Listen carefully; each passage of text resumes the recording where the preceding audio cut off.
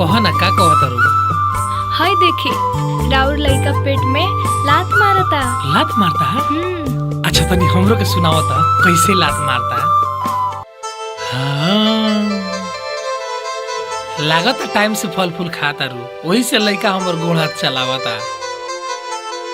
ठीक बा तू आराम कर, टाइम से दवाई खा लिया, तले हम गांव से घूम के आवतनी। ठीक बा जाई।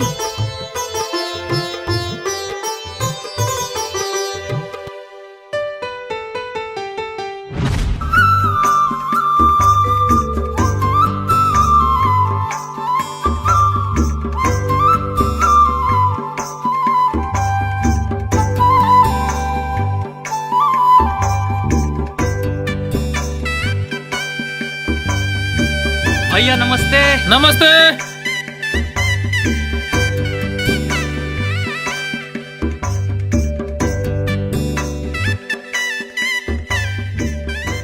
जयराम भाई कथी की खुशी में टीका इतना लागल बा? का कही रामनाथ भाई, बेटा तो हमारा रोशन कर दिले बा, जिला टॉप आइल बा, चारों ओर एकरे चर्चा हो रहल बा। का? चल बेटा गांव में मिठाइयों बांटे के बा।